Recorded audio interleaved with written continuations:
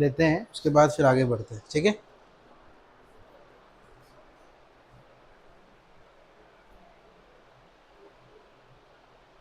Okay, last lecture में क्या क्या हो गया था? डेंसिटी का फॉर्मूला क्लियर है? क्या क्या था फॉर्मूले में, क्या था बोलो? N M upon a cube N A, याद है? ये नंबर ऑफ बोलो, number of unit cell, number of atoms in unit cell into molar mass of unit cell divided by volume of unit cell upon volume of unit cell into Avogadro's number. Okay, ये formula हमने लिया था last time और इसके basis पे numerical भी किया था, वो भी याद होगा आपको। जब आप ये वाला पार्ट लेते हो, ये कौन सा, एक ए, जिसको हम क्या बोलते हैं, एड्ज लेंथ, इसको क्या बोलते हैं, एड्ज लेंथ। तो ये जो एड्ज लेंथ है, जैसे कि जो क्यूब हम लेते हैं ऐसे, तो उस क्यूब में ये जो एड्ज होती है कौन सी, ये वाली, कोई भी एक, ये वाला हिस्सा या ये वाला हिस्सा, इसको हम एड्ज बोलते हैं, ए बोलते हैं। आया समझ में? ये भी ए है, ये भी ए है, ये भी ए है। ओके, अब अगर ए ए का क्यूब अगर आपको फाइंड करना है तो इसको पहले पिकोमीटर को कन्वर्ट करना पड़ेगा, किसमें, मीटर में या सेंटीमीटर में कन्वर्ट करना पड़ेगा। तो हमने क्या किया, यहाँ पर वैल्यू जो है वो सेंटीमीटर में कन्वर्ट की, पहले मीटर में कन्वर्ट किया पिकोमीटर को, तो 10⁻⁻12 होता है, लास्ट लेक्चर में मैंने आपको बताया था। और फिर उसको सेंटीमीटर में कन्वर्ट किया। तो क्यों कन्वर्ट किया, बिकॉज यहाँ पे वैल्यू किस में है, ग्राम में है। अगर ग्राम में रहेगा तो हम सेंटीमीटर में उसको कन्वर्ट करेंगे, अगर किलो में रहेगा तो उसको मीटर में कन्वर्ट करेंगे। किलो के साथ मीटर आता है, ग्राम के साथ सेंटीमीटर आता है। क्लियर? तो हमने ये फार्मूला लगाया जिसमें हमने मोलार मास लिया, this is the molar mass, capital M. फिर हमने क्या किया, यूनिट सेल लिया, ये एन की वैल्यू है। एन कितना है, N is 4 for the face centred cube. जो फेस सेंटर्ड क्यूब है उसके लिए एन कितना होगा, 4। यहाँ पे क्या लिखा हुआ है, फेस सेंटर्ड क्यूबिक, मतलब इसको बोलते हैं एफसीसी। क्या बोलते हैं इसको, एफसीसी। एफसीसी के लिए एन की वैल्यू कितनी होती है, 4। तो हमने 4 लिया, एन लिया। ओके, ये देखो लिया है क्या, और ये कैपिटल एम की वैल्यू क्या ली, ये रही। ओके, उसके बाद हमने ए क्या लिया, ए हमने लिया है, एड्ज लेंथ दिया था यहाँ पे, उसको सेंटीमीटर में कन्वर्ट किया। और यहाँ पर ए का क्यूब निकालना पड़ता है, क्योंकि फॉर्मूले में क्या है, ए का क्यूब दिखाई दे रहा है आपको, फॉर्मूले में ए का क्यूब है।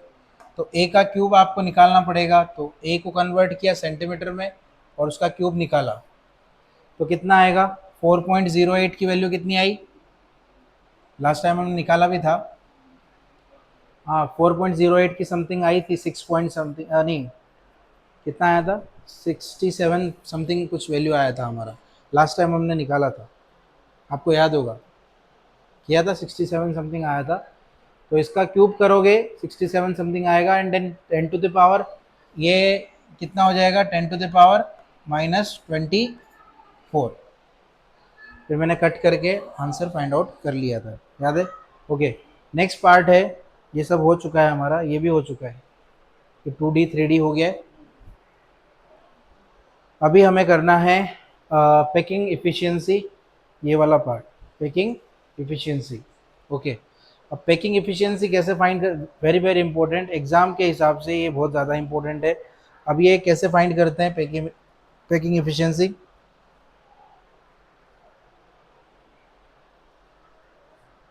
एक मिनट, नीचे आना चाहिए।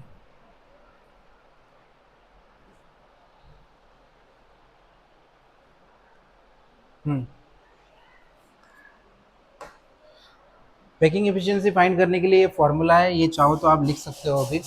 Packing efficiency is equals to volume occupied by the particles in unit cell divided by total volume of unit cell, मतलब n मल्टीप्लाई विथ m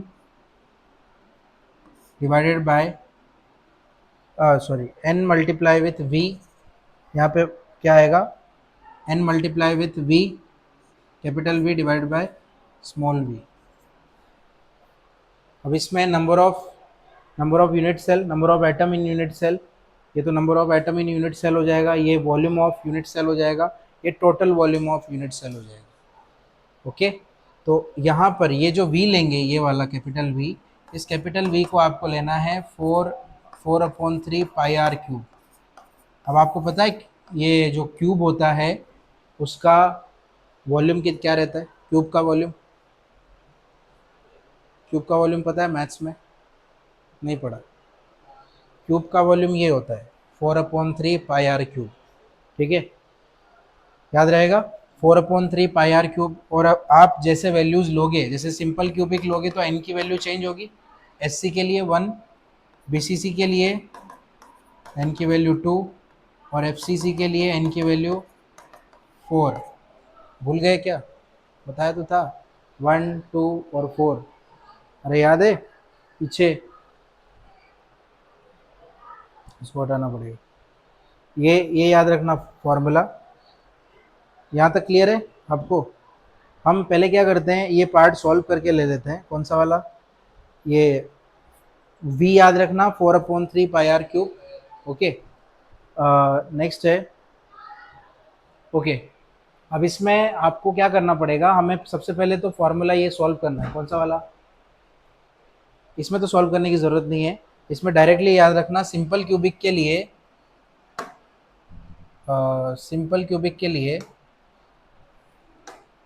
ये देखो a की वैल्यू होती है 2r। अभी एक एग्जांपल बताता हूँ। फॉर एग्जांपल आपके पास ऐसे 4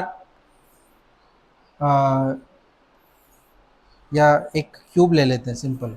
एक क्यूब बना के देखो एक बार। ये क्यूब है, मान लो एक ये क्यूब है, और इस क्यूब के ऊपर यहाँ पर एटम्स है, एक एटम है फिर दूसरा एटम है मान लेते हैं। तो एक एटम में मुझे ये बताओ, ये एड्ज हो गया ए, एक लाइन क्या है बताया तो था, एड्ज मतलब एड्ज लेंथ पता है ना? एज लेंथ क्या होता है बेसिकली? ए, ये भी ए हो गया। तो एक एक ए के ऊपर 2 आर है, मतलब रेडियस। एक सर्कल का रेडियस क्या होता है? आर। दूसरा सर्कल आ गया तो उसका भी रेडियस क्या होगा? वो भी आर। आया समझ में? तो एक जो ए है, ए की वैल्यू कितनी होगी? ए इज इक्वल्स टू 2r। समझ में आया आपको? दोनों में क्या डिफरेंस है समझ में आया? ए इज इक्वल्स टू क्या हो जाएगा? 2r। और यहाँ पर जो सर्कल है, एक सर्कल ये रहा, एक सर्कल ये रहा, इन दोनों के बीच में यहाँ पर एक आर आ गया यहाँ से यहाँ तक, और ये पूरा मिला के इसको हम ए बोलेंगे। आया समझ में? इसको क्या बोलेंगे? ए। क्लियर हुआ? एड्ज, जो एड्ज रहेगा उस एड्ज को हम 2r लिखेंगे। यहाँ पे समझ में आ रहा है? यहाँ 2r लिखा हुआ है। ओके, अब r का मतलब क्या होगा? इस r को, इस r की वैल्यू हमें चाहिए तो क्या करना पड़ेगा? 2 नीचे लेके आ जाएंगे तो r इज इक्वल टू क्या हो जाएगा? a/2। मतलब एक r 2 पार्ट में डिवाइडेड है, मतलब जो बेसिकली एक r नहीं, सॉरी, एक a जो है वो 2 r में डिवाइडेड है। सॉरी, जो एड्ज लेंथ है वो एक r इधर है, एक r इधर है, तो r की वैल्यू क्या आएगी? a/2। इसका आधा होगा ना r, इस a का आधा होगा। आया समझ में? ये पूरा, ये जो लेंथ है, ये देखो मैं ब्लू में शो कर रहा हूँ, दिस इज a, ये a है। और अगर r की वैल्यू निकालोगे तो r इसका आधा है, इतना। तो r क्या हो जाएगा? a/2। आधा है ना? a का आधा r है। ठीक है, क्लियर है? सो ये याद रखना, एक वैल्यू याद रखना कोई भी, आपको जो याद रहे। a इज इक्वल टू क्या हो जाएगा? 2r। और फिर इस 2 को नीचे भेजोगे तो r is equal to a/2। Okay, यहाँ तक क्लियर है? तो ये याद रखना, ये किसके लिए है? ये आपको फॉर्मूला आएगा अभी, उस फॉर्मूले में ये पुट करना पड़ेगा। ठीक है, किसकी वैल्यू पुट करनी पड़ेगी? a की वैल्यू। कहाँ पुट करनी पड़ेगी वो भी बता देता हूँ। फॉर्मूला पैकिंग डेंसिटी क्या आने वाला है? तो n into capital V divided by small v। ठीक है, मान के चलते ऐसा है तो ये जो कैपिटल बी है ये तो मैंने आपको बता दिया 4/3 पाई आर क्या होने वाला है। हाँ, और नीचे क्या लिखेंगे, नीचे हम लिखेंगे ए क्यूब। अब तुम बोलोगे सर ए क्यूब क्यों लिखा, तो ये वी का मतलब ए क्यूब ही होता है, बताया था अभी। वी का मतलब क्या होता है, ए क्यूब। ओके, आया समझ में। तो अभी ले लेते हैं आगे। नेक्स्ट देखो, ये दिख रहा है यहाँ पे आपको, मैंने अभी जस्ट जो बताया वो आपको दिखाई दे रहा है, इधर चेक करो, दिखा। ये लाइन मैंने ड्रॉ की यहाँ पर, ये वाली देखो, ये यहाँ पर आर है और यहाँ पर भी क्या है, आर है, और इस लाइन का मतलब क्या है, इसका मतलब क्या है, ए। दिखा आपको, इस लाइन का मतलब है ए। ओके, अब इसमें बेसिकली हम क्या कर क्या रहे हैं, ये भी एड्ज है, ये भी एड्ज है, ये भी एड्ज है, ये भी एड्ज है। ओके ओके, अब आपको ये फॉर्मूला समझ में आया जो मैंने अभी तक बताया। अब आप हमें क्या करना है, पैकिंग डेंसिटी निकालनी, निकालें पैकिंग डेंसिटी। ओके, अब मैंने फॉर्मूला क्या लगाया था पीडी का, बोलो, N multiply with V divided by small V. Okay, N की वैल्यू फॉर एस सी के लिए एन की वैल्यू अभी लिखा था पीछे 1, बीसीसी के लिए 2, एफसीसी के लिए 4। ओके, याद रहेगा। ओके, अभी यहाँ पे ले लें ये 1 इंटू कैपिटल वी, मैंने अभी बोला था 4/3 पाई आर क्यूब। ओके, और यहाँ नीचे क्या है, ए क्यूब। ए क्या है, अभी बोला था ए की वैल्यू अभी बताई थी मैंने, ए इज इक्वल्स टू, अरे अभी तो बोला था ए, एड्स लेंथ क्या बोल रहा था मैं अभी, 2r। Yes, very good. A is equals to क्या, इसीलिए मैं बोल रहा हूँ, याद कर लो, याद कर लो, अभी यूज होगा। यहाँ क्या लिखूंगा, 2r, तो 1 into 4/3 pi r cube divided by 2r का क्यूब, ए क्यूब होगा ना, तो 2r का क्यूब। सॉल्व करें। ओके, क्या करें, नीचे क्या हो जाएगा, ये तो यही हो जाएगा, मल्टीप्लाई करने के बाद वही आंसर आने वाला है। तो 4/3 pi r cube divided by 8r का क्यूब। 2 का क्यूब कितना होता है, 8, तो 8r का क्यूब हो जाएगा। क्लियर, r के क्यूब से r का क्यूब कैंसिल हुआ कि नहीं। अब इस 8 को मैं ऊपर भेज सकता हूँ, भेज सकता हूँ, या इस 3 को नीचे ले सकता हूँ, एक ही बात है, उस 3 को नीचे ले लूँ। ओके, तो क्या हो जाएगा, 4/3 इंटू 8 हो जाएगा, इंटू पाई, ऊपर है कि नहीं पाई, 3 को नीचे भेज दिया, 4 पाई ऊपर बच गया, तो पाई की वैल्यू कितनी होती है, तो 4 इंटू 22/7। बुक लाए हो सॉल्व करने के लिए, सॉल्व करो इसको।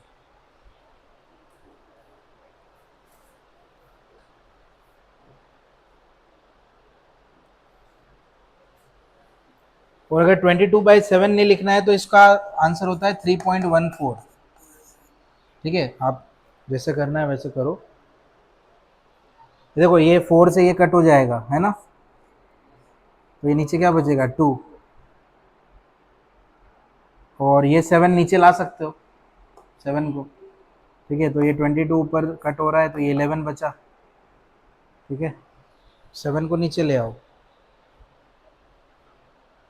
तो क्या बचेगा 11/3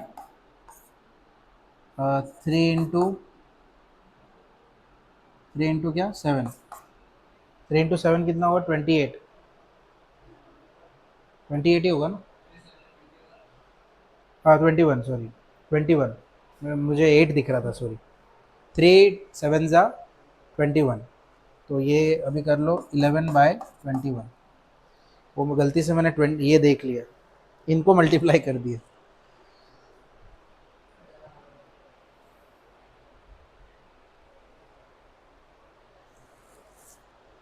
11/21 करो। और पैकिंग डेंसिटी का फॉर्मूला सुनो, यहाँ पे मैंने 100 भी करना था, यहाँ पैकिंग पैकिंग डेंसिटी परसेंट का फॉर्मूला करना है। तो परसेंट के लिए आपको 100 मल्टीप्लाई विथ 100 लगाना पड़ेगा। तो जो भी इसका आंसर आएगा उसको किससे मल्टीप्लाई करना पड़ेगा? 100 से। ओके, पहले ये आंसर निकालो, उसके बाद 100 से मल्टीप्लाई करेंगे।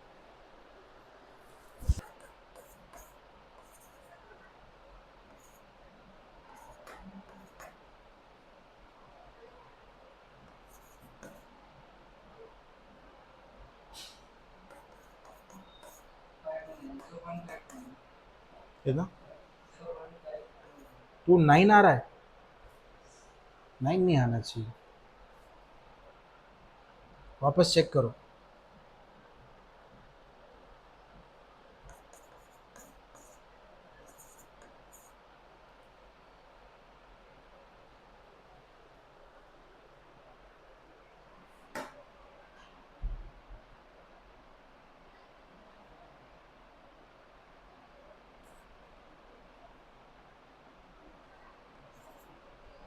फाइव टू थ्री,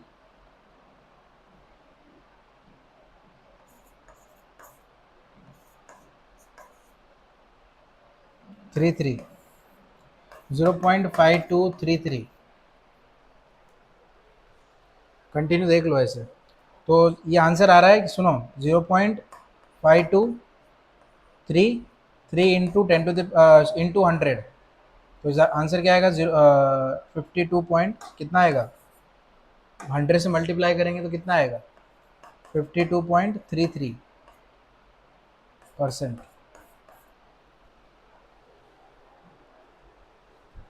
चेक करो, आपने कुछ मिस्टेक किया होगा वहाँ। ठीक है, तो हमारा आंसर पैकिंग डेंसिटी कितना आ रहा है? 52.33%। क्लियर है? आपको फॉर्मूला लिखना है तो लिख सकते हो, अगर आपको कुछ डाउट है। अगर आपको ये नहीं समझ में आ रहा है तो ये लिख सकते हो, आप लिख लोगे या पीडीएफ? ठीक है, मैं भेजता हूँ पीडीएफ। वैसे भी पीडीएफ जनरेट हो रहा है यहाँ पे। ठीक है, जो भी अभी सिखा रहा हूँ ना मैं यहाँ पे, वो जो भी डिटेलिंग, वो सब इसमें लिखा हुआ आएगा। यहाँ पे भी देखो लिखा था, अभी लिखा हुआ है। ठीक है, ओके, पीडीएफ भेज दूंगा। यहाँ तक क्लियर है? पक्का? कैसे किया पता चला? क्या फॉर्मूला यूज़ किया? n multiply with v upon v। तो जो ऊपर वाला v है उसको 4/4/3 पाई आर क्यूब करना है, नीचे वाले v को a क्यूब करना है, और इधर साइड में n की वैल्यू लिखनी है। वो सॉल्व करोगे तो ये जो 3 है लास्ट में नीचे आ जाएगा, ये a क्यूब करते हुए। तो 8r का क्यूब, r क्यूब से r क्यूब कट हो जाएगा, और फिर उसके बाद ये 3 को नीचे ले आएंगे और सॉल्व कर लेंगे। कर समझ में आया? कर लोगे? ओके। अभी एग्ज़ाम पर्पस के हिसाब से, एग्ज़ाम के हिसाब से अगर आप, सॉरी ये, हाँ, एग्ज़ाम के अकॉर्डिंग आपको क्या क्या चाहिए?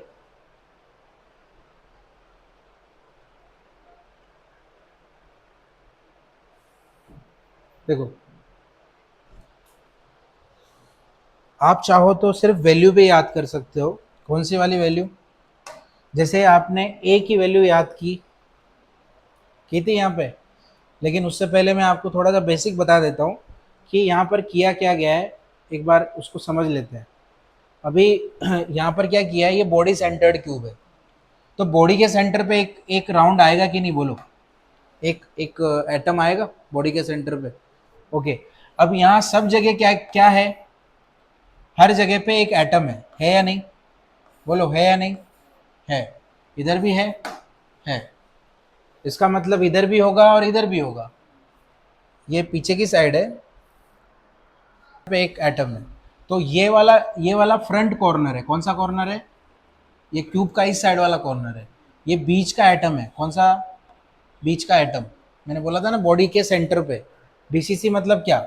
Body centred cube. सेंटर पे एक क्यूब, एक ये रहेगा, एटम रहेगा, और इसके पीछे की तरफ, समझ में आ रहा है मैं क्या बोल रहा हूँ? जैसे ये है, तो यहाँ एक है पीछे, बीच में एक है, और यहाँ फ्रंट में एक है। फ्रंट में, बीच में, पीछे। समझ में आ रहा है? एक क्यूब लोगे तो ऐसा, हाँ, मैं कैसे समझाऊँ? अरे से डायगोनली उसको ऐसे रखना है, ठीक है। तो ये डायगोनली ऐसा पीछे की तरफ जाएगा, आगे से पीछे की तरफ। ओके, तो उसका एक कैलकुलेशन हमें करना है अभी। इसमें ध्यान से देखो यहाँ क्या लिखा हुआ है। हमने दो एंगल लिए F E D, angle F triangle F E D, देखो F E D, F E D ले लें। ओके, मैं इसको राउंड करता हूँ, ध्यान से देखो एफ ई डी बराबर ये ट्राइंगल लिया है हमने। ओके, इस ट्राइंगल को हमें सॉल्व करना है। तो इस ट्राइंगल को सॉल्व करने के लिए अगर आपको याद होगा तो फिर हमें एक ट्राइंगल और लेना पड़ेगा, कौन सा, ए एफ डी दिख रहा है आपको, ए एफ डी, एक minute, A D F, A D F, okay, वो A F D, A D F, ये इन्होंने ये वाला ट्राइंगल और ले लिया, ये ले लिया एक, और एक ये ट्राइंगल ले लिया, ये वाला। ओके, तो इन्होंने क्या किया मैं बताता हूँ। अभी यहाँ पर एक तो ए ये लिया, ये वाला लिया है, ये वाला ए, ओके, और एक तरफ ए इसको भी कंसिडर किया है। ये पूरा भी क्या है, यहाँ से यहाँ तक ये भी क्या है, ए है। यहाँ हर मतलब जो भी लाइन ऐसे ड्रॉ होगी वो बेसिकली यहाँ पे क्या है, ए है। ओके, अब एफ डी का स्क्वायर इन्होंने क्या लिखा, एफ डी का स्क्वायर, एफ डी किधर है, एफ डी का स्क्वायर, ये एफ डी का square equals to F E का स्क्वायर, एफ ई का स्क्वायर प्लस ई डी का स्क्वायर, ई डी किधर है, ई डी का स्क्वायर, ये दोनों स्क्वायर, ये और ये स्क्वायर इक्वल टू होते हैं इसके, बिकॉज ये क्या है, हाइपोटेनस। हाइपोटेनस पता है, हाइपोटेनस का स्क्वायर इज इक्वल टू क्या होता है, बेस का स्क्वायर इंटू प्लस परपेंडिकुलर का स्क्वायर, ऐसा ही कुछ होता है ना, होता है कि नहीं। जैसे ये है तो इसका स्क्वायर ये दोनों का प्लस होता है कि नहीं, ये स्क्वायर है, बी का स्क्वायर है, तो दोनों ऐड होगा कि नहीं पाइथागोरस थ्योरम के हिसाब से। हाँ, तो इन्होंने क्या किया है, एक इसका स्क्वायर ले लिया बराबर, और इन दोनों को प्लस कर दिया, ऐसे मान के चलो। समझ में आया यहाँ तक? ओके, तो इसको स्क्वायर किया प्लस इसको भी स्क्वायर किया, तो आंसर क्या आएगा, 2a का स्क्वायर। तो एफ डी की वैल्यू क्या रहेगी, एफ डी का square is equal to 2a का स्क्वायर। आया समझ में? एफ डी का स्क्वायर कितना रहेगा, 2a का स्क्वायर। ओके, समझ में आया? ओके, अब दिमाग में एफ डी रखो, सिर्फ क्या रखोगे, दिमाग में सिर्फ क्या रखोगे, एफ डी। ओके, बाकी जो बताया वो भूल जाओ। मतलब आपको ये याद है, ये ट्राइंगल में हमने क्या किया, ये इसका स्क्वायर प्लस इन दोनों का स्क्वायर, समझ में आया? ओके, ये ट्राइंगल लिया। ओके, अब क्या करना है, अब ए एफ स्क्वायर देखो, ये वाला ये हाइपोटेनस हो गया बराबर, तो बाकी क्या होंगे दोनों, बाकी ये मैं ब्लू वाला एक ट्राइंगल अलग से बना रहा हूँ ताकि आपको कंफ्यूजन ना हो। अब ये ब्लू वाला ट्राइंगल देखो, दिख रहा है, तो ये हाइपोटेनस हो गया। बाकी ये दोनों ऐड होंगे कि नहीं, होंगे कि नहीं? ओके, तो फिर ए एफ का स्क्वायर, बाकी एफ डी का स्क्वायर और ए डी का स्क्वायर, समझ में आया? तो ए एफ का स्क्वायर, ये देखो यहाँ लिखा हुआ है, तो ए एफ का स्क्वायर कितना है, पहले तो मुझे डायरेक्टली बता दो, ए एफ का स्क्वायर कितना है, ए एफ का square is equal to A square, A है ना ये पूरा। लेकिन अब ध्यान से देखो, मुझे ये बताओ इसमें कितने सर्कल आ रहे हैं, कितने रेडियस आ रही है इसके अंदर, ध्यान से देखो, एक आर आ रहा है इसमें, दूसरा आर आ रहा है इसमें, तीसरा आर आ रहा है इसमें, और इसमें चौथा आर आ रहा है कि नहीं? हाँ, कैसे बताओ, 4R कैसे आ रहा है? यहाँ से यहाँ तक एक रेडियस है या नहीं, यहाँ से यहाँ तक एक रेडियस है या नहीं, यहाँ से यहाँ तक एक रेडियस है या नहीं, वो डायमीटर हो गया ना, 2 रेडियस होती है डायमीटर में, और एक यहाँ से यहाँ तक एक रेडियस है, कितने आर हो गए टोटल? ओके, तो ए स्क्वायर की वैल्यू क्या होगी, तो मैं यहाँ पे 4R भी लिख सकता हूँ, 4R का स्क्वायर लिख सकता हूँ क्या, इजिकल्स टू यहाँ पे क्या आएगा, ए डी का स्क्वायर, वो भी ए स्क्वायर ही आएगा, ए डी का स्क्वायर ये आएगा ना, प्लस एफ डी का स्क्वायर कितना होगा बोलो, अभी लिखा था एफ डी का स्क्वायर यहाँ पे, कितना लिखा था 2a², तो कितना हो जाएगा टोटल, ये हो जाएगा 3a का स्क्वायर इजिकल्स टू क्या हो जाएगा 4r का, 3a का स्क्वायर इजिकल्स टू 4r भी लिख सकते हो।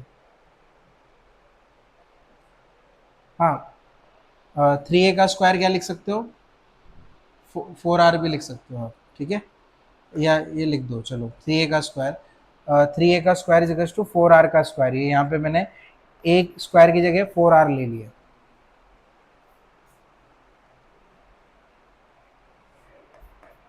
ओके, अभी यहाँ पे क्या किया है, वैल्यू को फाइंड आउट किया है। अब मुझे पता है तुम इतना याद नहीं रखोगे, ये तो मुझे भी मालूम है, तुम्हारे कुछ कुछ चीज़ें ऊपर नीचे हो रही है, तो इससे अच्छा मैं आपको रिकमेंड करूँगा कि यहाँ डायरेक्टली ए की वैल्यू याद कर लो, कि क्या याद करनी है 4r/√3। कौन सा ज़्यादा ईजी है, या तो अगर ये लर्न नहीं हो रहा है, ये डिफ़िकल्ट लग रहा है, तो आप क्या करो, सिर्फ ये लर्न कर लो, चलेगा। एग्ज़ाम में सिर्फ यहीं से शुरू होगा, ये तो मैं ऐसे आपकी नॉलेज के लिए बता रहा हूँ। आया समझ में, अब ये कैसे आया समझ में आया ना, ये 3 नीचे भेजेंगे तो क्या हो जाएगा, क्या ये 3 नीचे भेजेंगे, ओके, और आप चाहो तो इसका ये हटा दो, यहाँ से 4r ही लिखो, सॉरी, यहाँ पे 4r इजिकल्स टू 3a का स्क्वायर। अब देखो 3 को नीचे भेजो तो क्या आंसर आएगा 4r/3 equals to a square, ठीक है। अब इसको रूट, ये स्क्वायर को हटाने के लिए यहाँ रूट आ जाएगा, तो 4r/√3। तो आप चाहो तो इतना भी लर्न कर सकते हो, कोई प्रॉब्लम नहीं है, ठीक है। अब मैं डायरेक्टली यहाँ पे इक्वेशन लगा रहा हूँ, लगाऊँ, फॉर्मूला याद है आपको पैकिंग एफिशिएंसी का, अभी किया था ना,